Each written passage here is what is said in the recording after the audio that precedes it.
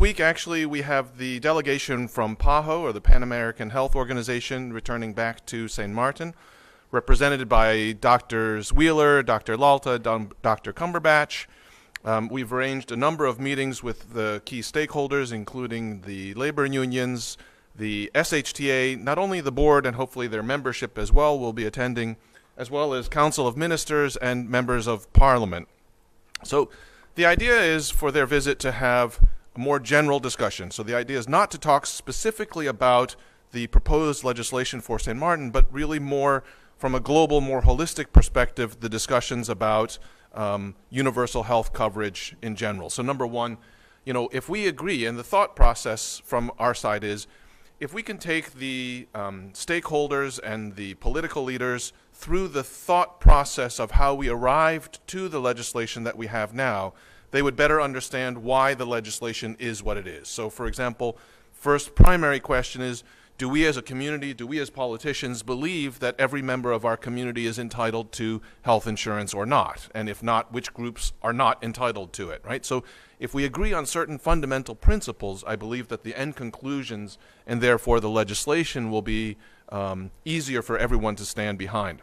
Some very fundamental principles to talk about, for example, if you look around the world, there's a few different kinds of healthcare systems. There's, let's say, the British model, which is more of a socialized medicine model where government actually owns the healthcare institutions. So they own the hospitals. They pay many of the physicians. So they don't tax the workers on their salaries. They pay for it the same way they fund infrastructure projects through their general coffers, right? So that's one system. There's also what they call the Bismarck system. It's a non-profit sickness fund. So similar to what we have now for some of our community, where a combination of employers and employees premiums pay their premiums into funding the system. There's also a single-payer system or a national health insurance model where every citizen has to pay in. And then, of course, there's the market-driven, like more the American model, which is if you have money, you pay, you can buy service. If you don't have money, you're out of luck.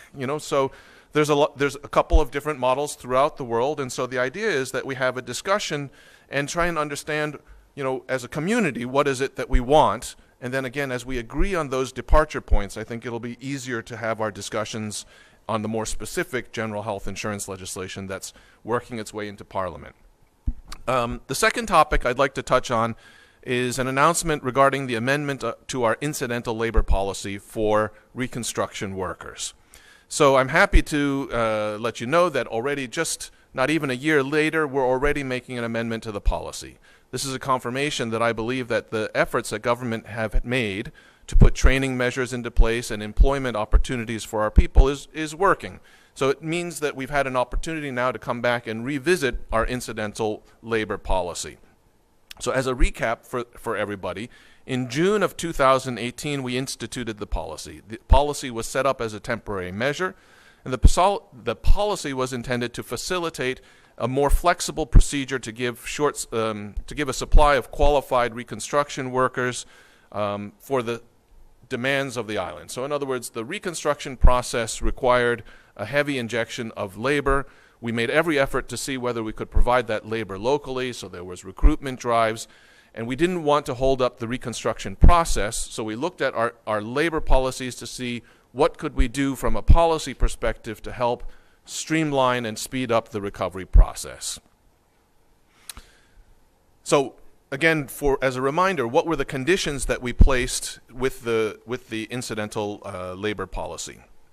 So number one, the company had to provide a project plan. So they had to explain what the scope of the project was, what was the timeline, anticipated number of workers that they would need, what their job functions were, and again, when they expected to finish.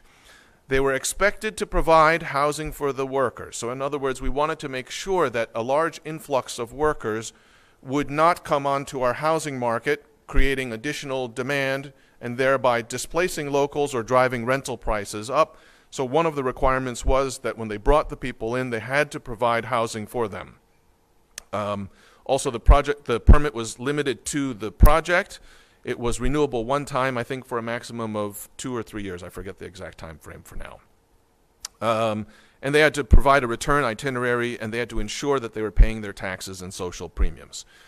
While that was going on, we were also, as government, ensuring that we put our training processes into place. And so this is the skills training program that's a World Bank funded project that enabled us to, in combination with NEPA and with the Trinidad-based MIC-IT, to provide training for people who are interested in working in the reconstruction sector so that they could actively participate in our job market.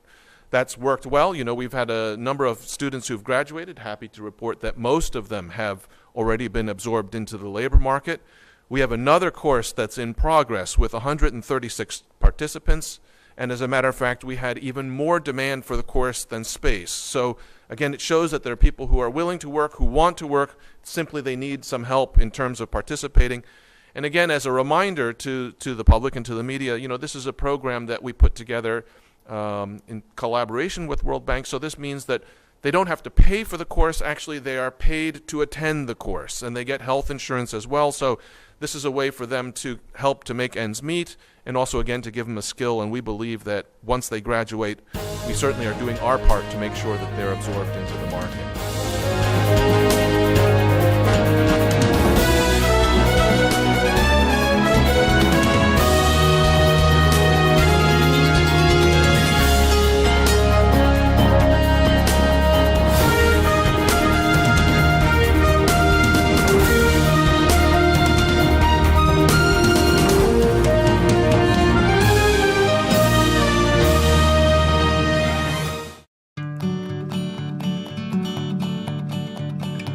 It's been said that behind every door, possibility awaits.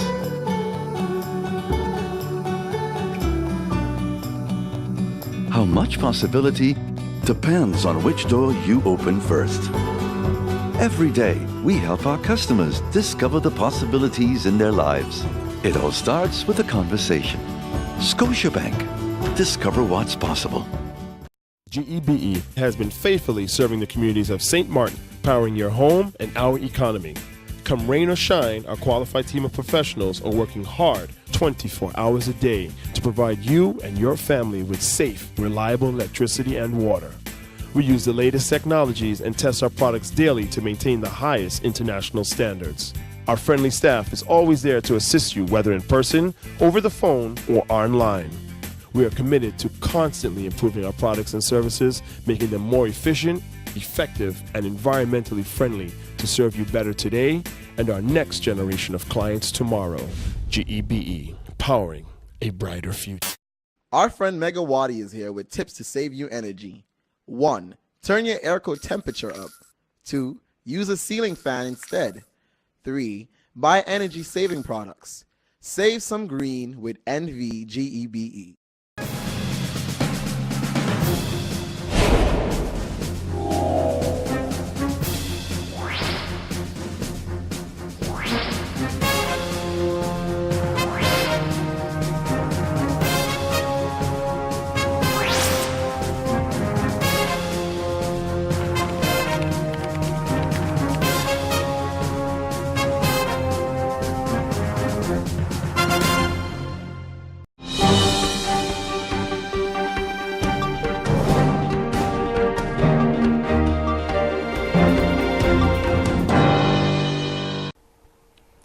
The second Caribbean Wellbeing Conference is scheduled for August 2019.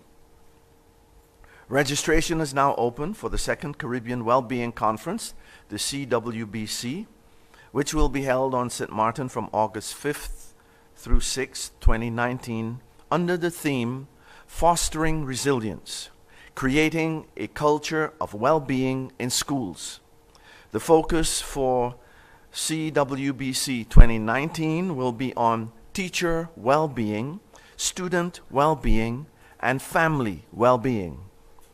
The CWBC will bring educators, school administrators, social workers, counselors, psychologists, therapists, community leaders, practitioners, parents, and all those working in promoting student wellness from St. Martin, the Caribbean, and also from the wider region. The CWBC is being organized by the Student Support Services Division, the St. Martin Youth Council Association, and the St. John's University of New York. Persons interested in attending this conference are invited to visit the Caribbean Wellbeing Conference Facebook page or contact the conference chair and founder, Mrs. Olga Mussington Service, at 541235 for more information. The Student Support Services Division is also hosting several free workshops. The first one, entitled Looking Beyond, Helping Your Child with Career Choices. This free workshop is for parents of secondary school students, and as I said, it's entitled Beyond, Helping Your Child with Career Choices. Parents of secondary school students, especially graduating students, are encouraged to attend. This workshop will be held on April the 18th, 2019 at the University of St. Martin from 7 to 8 p.m. As children grow, they become aware of various professions or vocations, and they begin to envision themselves doing certain work. These interests or affinities develop at various stages throughout the child's life. As a child's work identity begins to develop, career exploration becomes necessary. Parents can then step in to provide much needed guidance and support during this time. The goal of this workshop is to emphasize to parents that they play an integral role in their child's career development. The workshop will also highlight this, while focusing on useful tips for parents to guide their child through this, sometimes exciting, sometimes confusing process in a healthy way. The second workshop is entitled Conflict Resolution, and also organized by the Student Support Services. It is an interactive and informative workshop, as I said, entitled We Can Work It Out, How to Resolve Conflicts and Teach Your Child Conflict Resolution Skills. The general public, especially parents of primary and secondary school going children, are invited to attend. Parents and other interested persons are encouraged to come out to this workshop, which will be held on Wednesday, April 17th at the University of St. Martin from 7 to 9 p.m.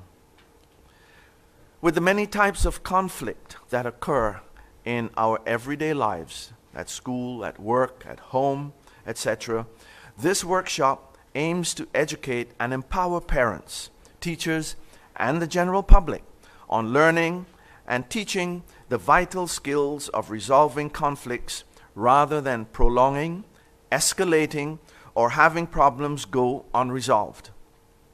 For more information, contact the Student Support Services Division 543-1235 or email studentsupportservices@stmartingov.org.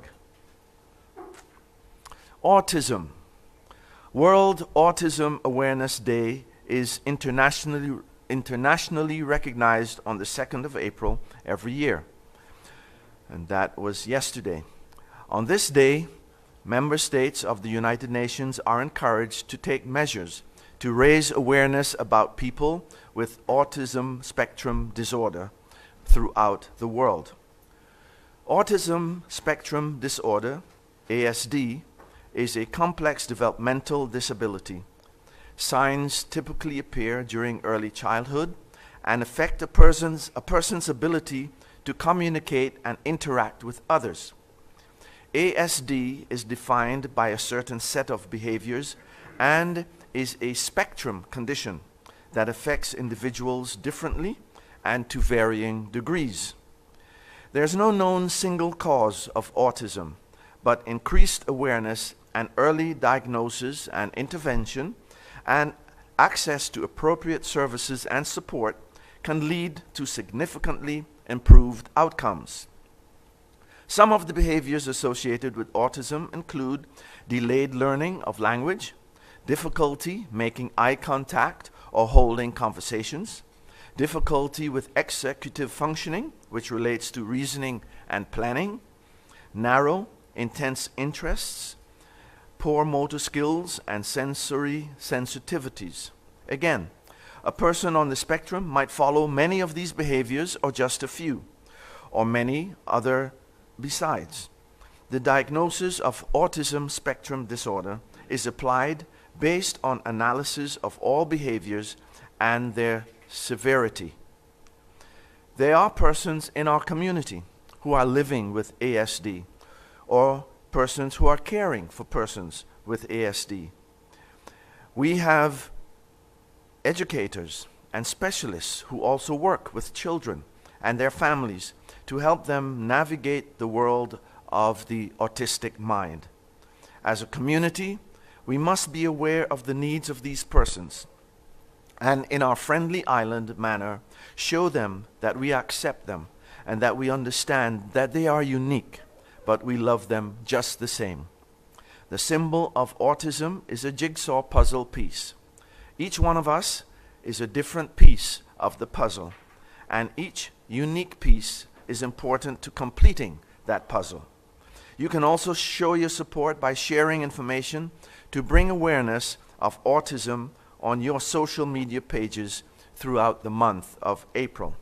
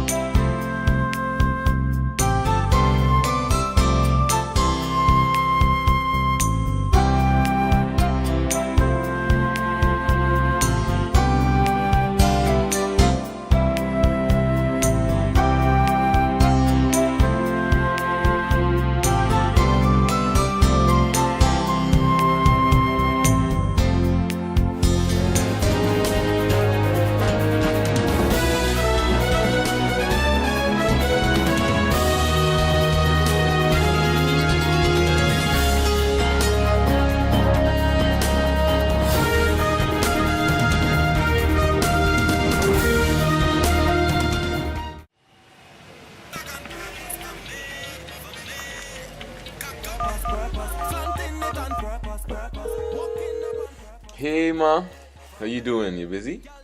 I hear, just paying some bills, taking care of business, you know what it is? I know, you're doing your online banking. I don't have to stand in those long lines to pay bills. I can transfer when I want. I can check my account wherever. It's like the bank open 24/7. I even here checking the statement right now as we're talking. How's Miami? Well, that's why I'm calling. I'm finishing up a few songs now, but I'm afraid that studio time might be more than I